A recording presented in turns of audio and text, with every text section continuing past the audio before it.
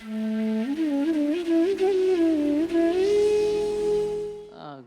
क्या है कि मुझे बाहर अच्छा इमेज है सर, हमारा इमेज है और अच्छा काम भी करता सब बाहर से। क्या अंदर क्या है मुझे बहुत बुरी आदत बहुत है, बहुत बहुत है। क्या बुरी आदत है? जैसे क्या क्या मैं बोलता, मैं मेरे लाइफ में किसी को भी तकलीफ नहीं पहुंचा। Any I not do any harms to a society, but अंदर से मैं क्या है बहुत मुझे काम वासना बहुत तकलीफ कर रहा है मुझे। Have to overcome this bad habit.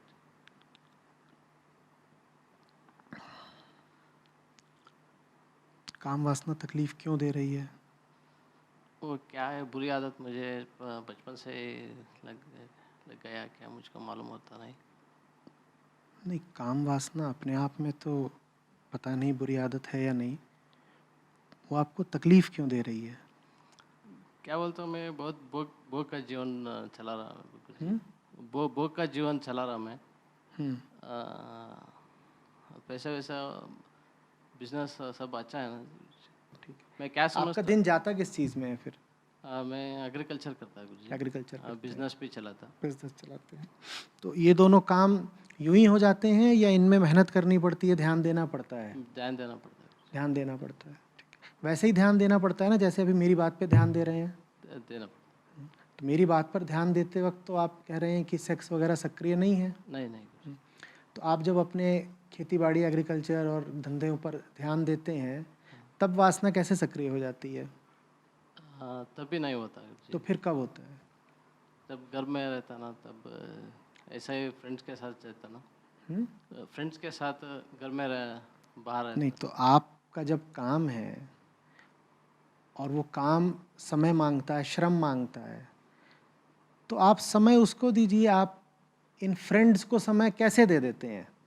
मैं ये नहीं पूछ रहा इन दोस्तों को आप समय क्यों दे देते हैं।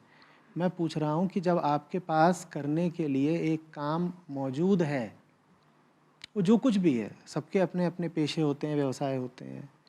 जब आपके पास करने के लिए वो काम मौजूद है, तो ये दोस्तों के साथ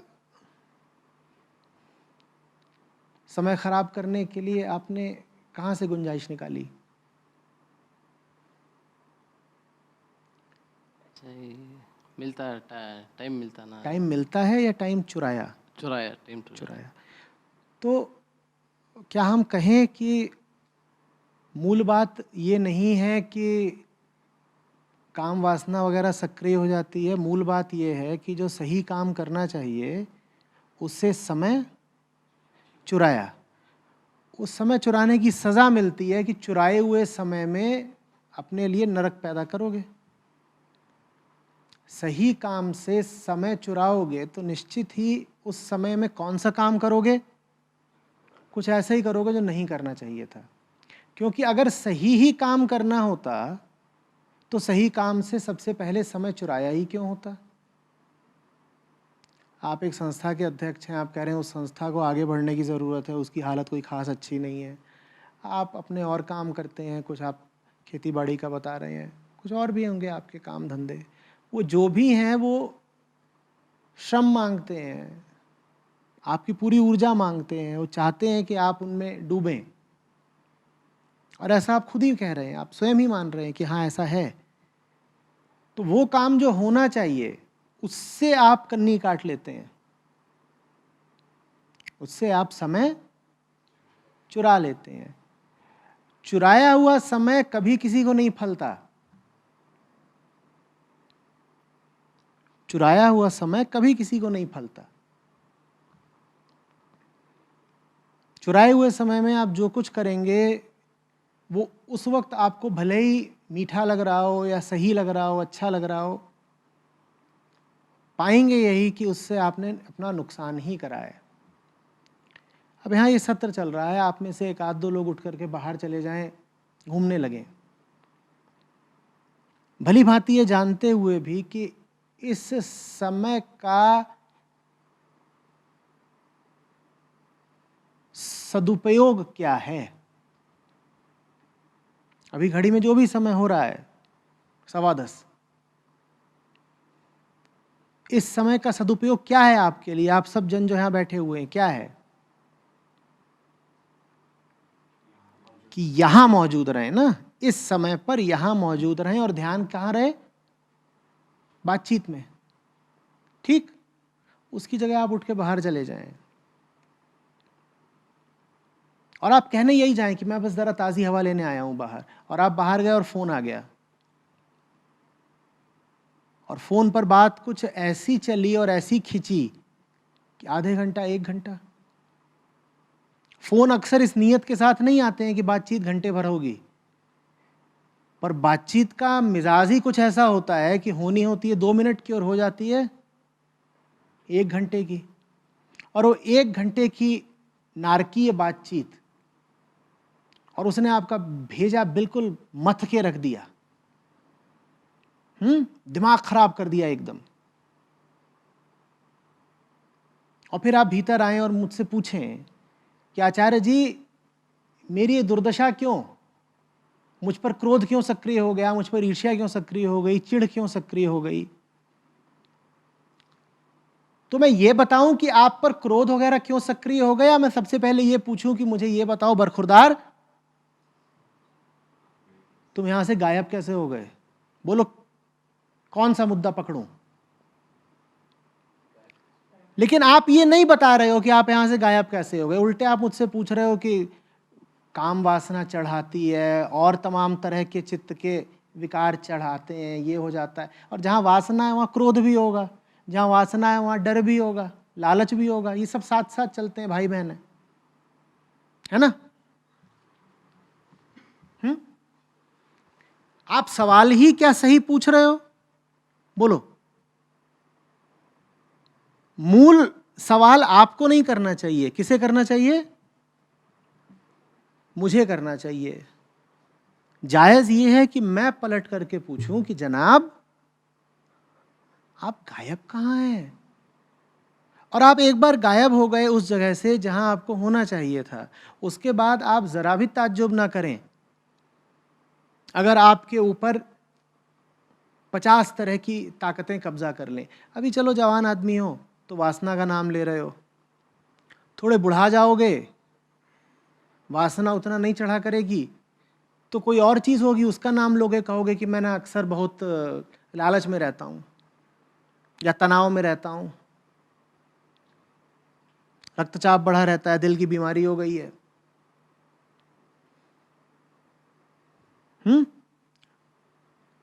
डायबिटीज हो गया है। अब मैं ये देखूं कि आप अपनी बीमारियां क्या बता रहे हो, या ये देखूं कि जो जगह स्वास्थ्य की थी वहां से तुम हटे क्यों?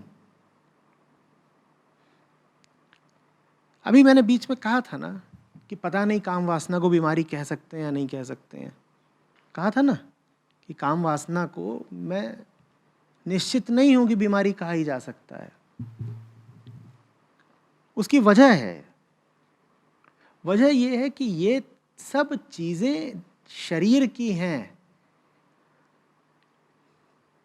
और शरीर आपका संस्कारित है इन चीजों में उद्यत होने के लिए, इन्वॉल्व होने के लिए।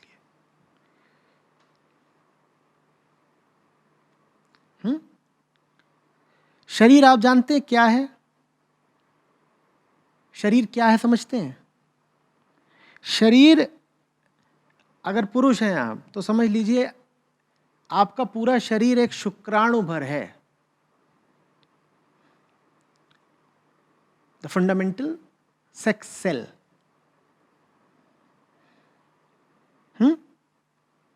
स्त्री हैं आप तो कह लीजिए कि पूरा शरीर एक अंडाणु भर है।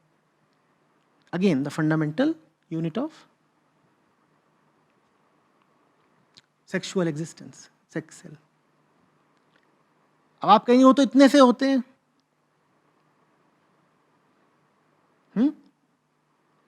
चाहे स्पर्म हो, चाहे ओवा हो, वो तो बहुत छोटे होते हैं, माइक्रोस्कोपिक होते हैं। और आप कह रहे हैं पूरा शरीर ही वही है। जी हाँ, हम वही हैं। वासना को समझने की कोशिश करिए, जो आप वासना की इतनी शिकायत करते रहते हैं। ऐसे समझ लीजिए कि आदमी है एक सेक्स की कोशिका, जिसके चारों ओर एक बहुत बड़ी मशीन खड़ी कर दी गई है जिसका नाम है शरीर। उस शरीर का पूरा औचित्य क्या है, पर्पस क्या है? एक केंद्रीय कोशिका है, सेक्स सेल है, और उसके चारों ओर एक मांस का और हड्डी का और खून का बड़ा तंत्र खड़ा कर दिया गया है, 60 किलो का, 80 किलो का। ये जो पूरा तंत्र है, उसका उद्देश्य क्या है? सिर्फ उस कोशिका की सुरक्षा और उस कोशिका का संवर्धन। The entire physical system exists just for the sake of that single sex cell. ये इंसान है, ये इंसान की देह है। ये नाक आपकी किस लिए है? आपको लगता है कि ये सांस लेने के लिए? नहीं, ये सांस लेने के लिए नहीं है। ये आपका डीएनए बचाए रखने के लिए है। ये फेफड़े किस लिए हैं? ये इसलिए है कि खून को ऑक्सीजन पहुंचाएं। वो सतही बात है कि फेफड़े खून को ऑक्सीजन पहुंचाने के लिए हैं। वास्तव में फेफड़े किस लिए हैं? आपका डीएनए बचाए रखने के लिए। ये बाजू किस लिए हैं? आप कहेंगे ये तो चीजें उठाने के लिए हैं, कुछ खाने के लिए, कुछ पकड़ने के लिए हैं। वो सतही बात है। असली बात है कि ये है आपकी उस सेक्स सेल को बचाने के लिए। तो ये पूरा शरीर गुलाम है, और बादशाह कौन है? वो जो सेंट्रल सेक्सुअल पॉइंट है, वो बादशाह है, और उसके चारों ओर ये जो 80 किलो का पिंड है, ये उसका क्या है? गुलाम भर है। हम बने ही ऐसे हैं, हमें बनाया ही ऐसा गया है। ये पूरी व्यवस्था चल ही रही है सिर्फ आपकी जो जैविक सामग्री है, मूलभूत जैविक सामग्री है, जिसको चाहें तो डीएनए बोल लें, जिसको कुछ और बोल लें, अपनी प्रकृति बोल लें, उसको बचाए रखने के लिए आप खाना भी उसी लिए खाते हो। खाना क्यों खाते हो? ताकि आप बचे रहो। तो अगर गहराई से देखोगे तो खाना खाना भी एक सेक्सुअल क्रिया ही है। सेक्स माने वो सब कुछ जो आपको बचा के रखता है समय में, जो आपके डीएनए को समय में और ज्यादा बढ़ाता जाता है। तो शरीर माने सेक्स, शरीर माने सेक्स। भले 80 साल के आदमी का शरीर हो, क्योंकि वो भी चाहता तो यही है ना कि बचा रहे। या 80 साल का आदमी ये कहता है कि अभी बस के नीचे आ जाऊं, खत्म हो जाऊं। 80 साल का आदमी भी खाना पीना खाता है कि नहीं खाता है? वो भी जिंदा रहना चाहता है ना। 99 साल का आदमी भी खाना पीना खाता है, जिंदा रहना चाहता है ना। ये सब वही मूलभूत ऊर्जा है काम की। प्रकृति चाहती है कि तुम बचे रहो। तुम्हारी पूरी व्यवस्था लगी पड़ी है यही करने में कि वो जो बीच में बादशाह बनकर बैठी हुई है सेक्स सेल, उसकी रक्षा करे और उसको बढ़ने में मदद करे। ये शरीर के इरादे हैं। अब मैं पूछना चाहता हूं आपसे, शरीर को हक है या नहीं अपने इरादे पूरे करने का? बोलिए बोलिए। खाना पीना शरीर का इरादा होता है, आप कभी आपत्ति तो करते नहीं। बुरा भी आप मानते हो तो किसको मानते हो? आप काम वासना को बुरा मानते हो। आप क्षुधा और तृष्णा को बुरा क्यों नहीं मानते? भूख और प्यास को बुरा क्यों नहीं मानते? जबकि मूलभूत रूप से काम वासना का और भूख प्यास का उद्देश्य एक ही है। क्या? आपके डीएनए को बचा के रखना। दोनों यही काम करते हैं। शरीर जो कुछ भी कर रहा है वो एक ही उद्देश्य से कर रहा है। कि आपका जेनेटिक मटेरियल बचा भी रहे और बढ़ता रहे, मल्टीप्लाई होता रहे। शरीर बस यही चाहता है। आपकी आंखें भी इसीलिए हैं, आपकी नाक भी इसीलिए है, कान भी इसीलिए, त्वचा भी इसीलिए है, कद इसीलिए है, शरीर का एक एक अंग इसीलिए है बस। अब हम शरीर को बोलो कितना दोष दें, खाल उधेड़ दे शरीर की, अरे खाल भी उसी लिए है। आप अपने आप को अगर ये भी बोलोगे कि खाल खींच लूंगा अगर सेक्स की बात करी, तो शरीर बोलेगा खाल भी और किस लिए है, खाल भी इसीलिए है। खाल किस लिए होती है पता है ना? ताकि अंदर के जो ऑर्गन्स हैं वो बाहरी प्रभावों से बचे रहें। क्या क्या क्या होता रहे उनका? बाहरी प्रभावों से बचे रहे। ओहो, बचे रहे, यही तो काम है शरीर का। क्या करना? बचे रहना, सिक्योरिटी। यही चीज तलाशता रहता है शरीर हर समय। तो जिसको आप अपनी सेक्सुअल अर्ज बोलते हैं वो भी बिल्कुल वैसी ही है जैसे सांस लेने की कोशिश, जैसे खाना खाने की कोशिश, जैसे देखने की कोशिश, जैसे सुनने की कोशिश। देखना भी क्या है, जो नहीं देख पाते उनके जिंदा रहने की संभावना कम हो जाती है ना। तो आंखें इसीलिए हैं ताकि शरीर बचा रहे। बात समझ रहे हो? अगर आपकी आंखें फूट जाएं तो आपके जिंदा रहने की संभावना कम हो जाएगी या बढ़ जाएगी? अगर इसी तरह आपके कान खराब हो जाएं तो आपकी जिंदा रहने की संभावना कम हो जाएगी या बढ़ जाएगी? तो ये सब कुछ जो है इस व्यवस्था में वो इसीलिए है कि आपका जेनेटिक मटेरियल बचा रहे। और ये व्यवस्था मैं कह रहा हूं हकदार है अपने आप को बचाने की। हम होते कौन है उससे हक छीनने वाला उसका? तो जल्दी से काम वासना को दोषी मत ठहरा दिया करिए। अगर काम वासना दोषी है तो मैं यहां से उठा करके अभी जो पानी पीऊंगा, मैंने भी बहुत दोष का काम कर दिया, क्योंकि ये पानी भी मैं क्यों पी रहा हूं भैया? गला तर करने को। ना पीऊं पानी, अभी ना पीऊं, 2 दिन और ना पीऊं तो क्या हो जाएगा? आचार्य जी को श्रद्धांजलि दी जाएगी तीसरे दिन शिविर के, है ना? शरीर को हक है खाना मांगने का, छाया मांगने का, सेक्स मांगने का, क्योंकि शरीर के पास कोई विकल्प ही नहीं है। शरीर संस्कारित ही इसी तरीके से है। शरीर एक मशीन मात्र है और जिस मशीन का उद्देश्य है उसके भीतर बैठे सेक्स सेल की रक्षा करना और उसे आगे बढ़ाना, ये शरीर का काम है। ये शरीर का काम है। बात आ रही है समझ में? तो ये बता दो, खत्म हुआ। अब बात आती है कि ये तो शरीर का काम है। जो जो काम शरीर करता है उससे आपको शांति मिल जाती है क्या? शरीर अपने इरादों पर चलता रहता है तो आप शांत रह लेते हो क्या? उससे आपको कुछ मिलता है? अगर जो कुछ शरीर चाहता है वो करके ही आपको शांति मिलती होती तो आप कपड़े क्यों पहनते? पैदा तो कोई कपड़ों के साथ नहीं होता। आप जो कुछ भी ऐसा कर रहे हैं जो जंगल से आगे का है वो आप क्यों कर रहे हैं? बोलिए। जंगल में ना भाषा होती है, न विज्ञान होता है, न अध्यात्म होता है, न सभ्यता, न संस्कृति। इंसान ये सब क्यों कर रहा है? इनकी मांग शरीर तो करता नहीं। शरीर को संस्कृति से कोई लेना देना? बोलिए। शरीर को नैतिकता या अध्यात्म से कुछ लेना देना? आपको भूख लगी है, आप किसी का चुरा के खा लें, इससे शरीर को कोई आपत्ति होने वाली है? शरीर की कोई बात नहीं।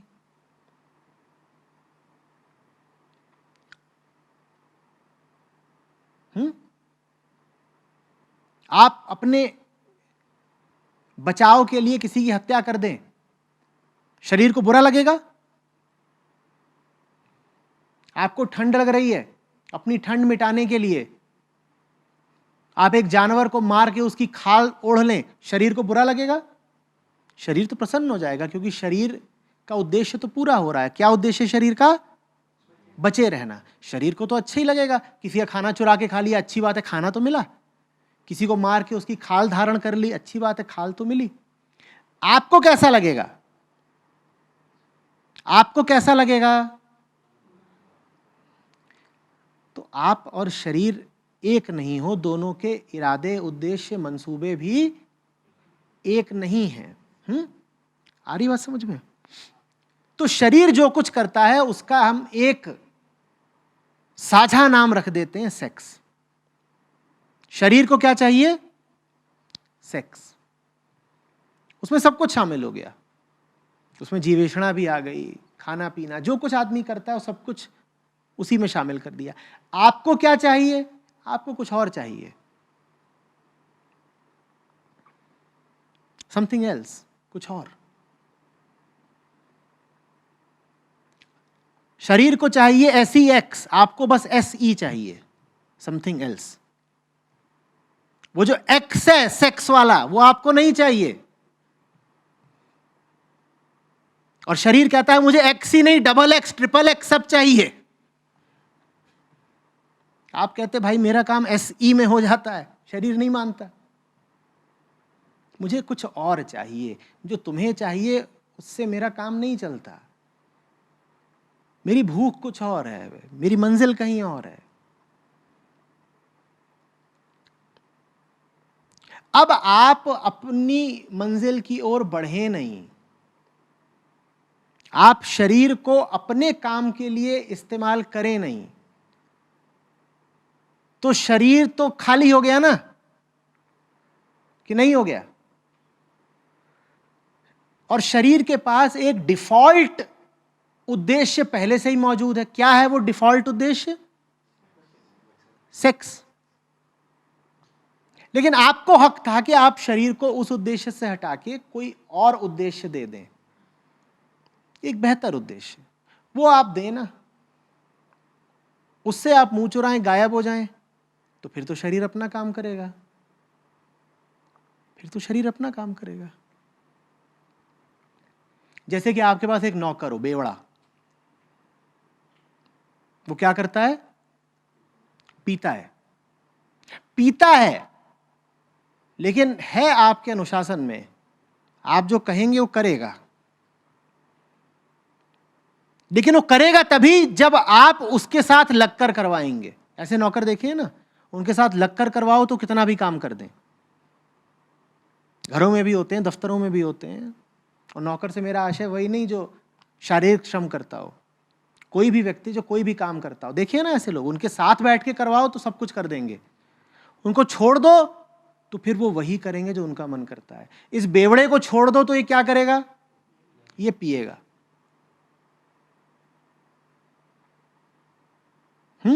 तुम्हें अपने लिए घर खड़ा करना है, तुम्हें अपने लिए घर खड़ा करना है, और उस घर को खड़ा करने में तुम्हें इस नौकर के श्रम की पूरी जरूरत है, पूरी। कि अगर वो 16 घंटे दिन में मेहनत कर सकता हो तो मुझे उसके 16 के 16 घंटे चाहिए। अब यहां तुम्हारा घर मांग कर रहा है कि उसे पूरा बनाया जाए, और वो बन नहीं रहा, निर्माण ठप्प पड़ा हुआ है। और उधर दिखाई दे रहा है कि वो नौकर जो है वो बेवड़ा बिल्कुल हुआ जा रहा है, टुन्न पी पी करके। और तुम आओ शिकायत करने कि आचार्य जी वो जो मेरा नौकर है ना वो पीता बहुत है। तो मैं क्या पूछूं? क्या पूछूं?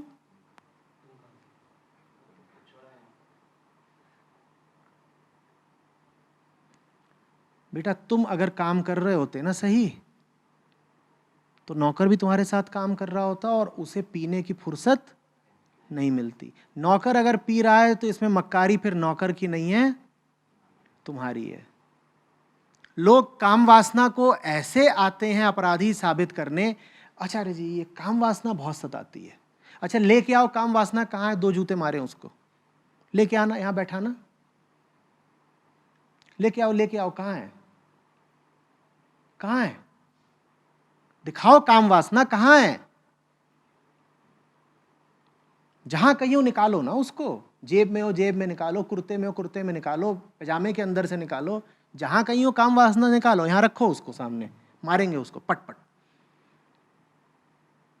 बड़ी पापिनी है, जिसको देखो परेशान करके रखी है।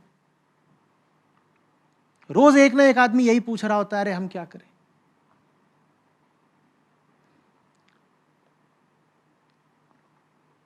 आपसे बाहर की चीज है, नौकर है आपकी।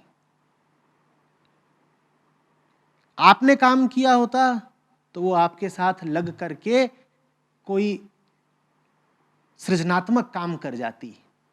यही काम वासना सृजनात्मक काम कर जाती, आपका घर बन रहा है, आपके भवन का निर्माण कर जाती। पर जब आपको ही मतलब नहीं है अपना घर बनाने से, तो काम वासना फिर बिल्कुल बेकाबू होकर के घूम रही है, दुनिया को रौंद रही है। ये चल रहा है। जो सही जिंदगी जीते हैं, एक बात समझिएगा अच्छे से, उनकी वासना मर नहीं जाती, उनकी वासना भी समर्पित हो जाती है उनके काम को। वो बेवड़े नौकर को मार थोड़ी डालना है कि पी ज्यादा रहा है जाके गोली मार दी। अरे ऊर्जा तो उसी से आनी है ना, बाजुओं में तो उसी के दम है। सारी ऊर्जा कहां से आती है? उसी से आती है, उसी नौकर से। तुम उसको मार दोगे तो भवन का निर्माण कैसे होगा? उसे मार नहीं देना है, उसे सही काम में लगा देना है। सही काम में लेकिन नौकर तब लगेगा जब पहले तुम लगोगे भैया। नहीं तो वो तो संस्कारित है पीने के लिए। भूलना नहीं कि ये पूरा का पूरा शरीर क्या है, एक संस्कारित मशीन है जिसका काम है सिर्फ और सिर्फ सेक्स। और जब हम कह रहे हैं सेक्स, तो सेक्स का मतलब है सब कुछ, पूरे तरीके से अपने आप को बचाना। जब हम कह रहे हैं सेक्स, तो सेक्स का मतलब है खाना पीना, उठना बैठना, जो कुछ भी एक इंसान आमतौर पे करता नजर आता है, वो सब सेक्सुअल एनर्जी का ही रूप है।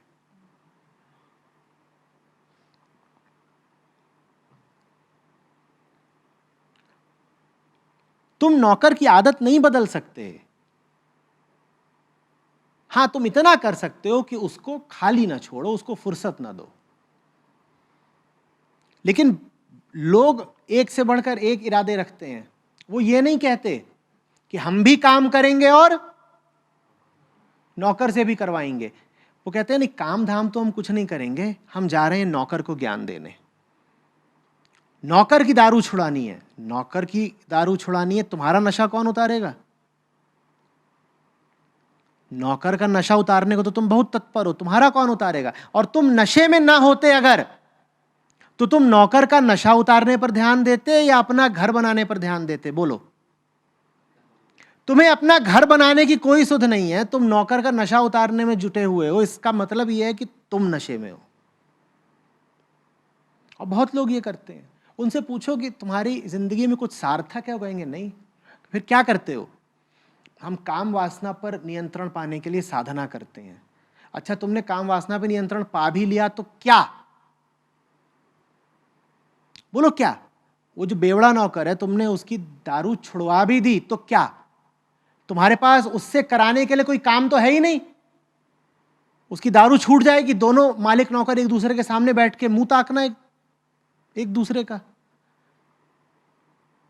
नौकर और खींच जाएगा, कहेगा पहले कम से कम इतना तो काम था कि पीते थे, अब तुमने बोतल तो हमारी छुड़वा दी और काम तुम्हारे पास कुछ है ही नहीं मालिक साहब।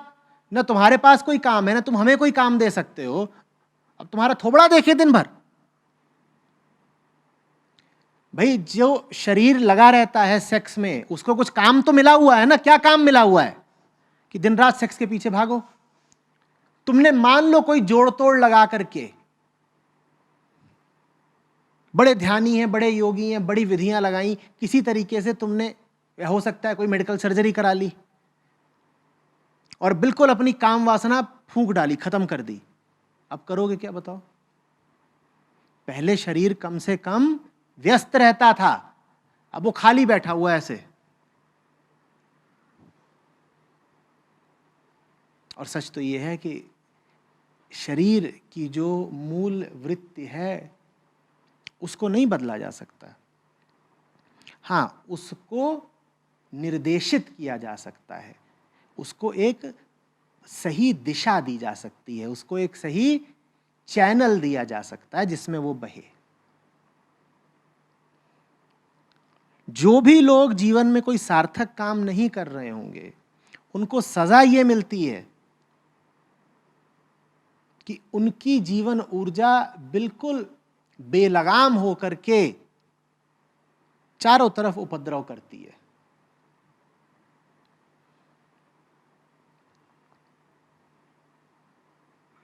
बात आ रही है समझ में? और जो लोग सही दिशा में जी रहे होते हैं, उनकी काम वासना भी उनके काम को ही समर्पित हो जाती है।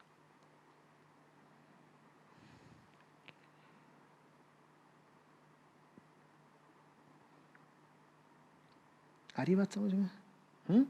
तो कोई ढंग का काम करो, जीने के लिए कोई सार्थक उद्देश्य ढूंढो, अपने आप वासना वगैरह सही जगह पर रहेंगे। और अगर करने के लिए कुछ होगा ही नहीं, तो जवान हो, शरीर के घोड़े बिदकेंगे ही बिदकेंगे, वो और क्या करेंगे?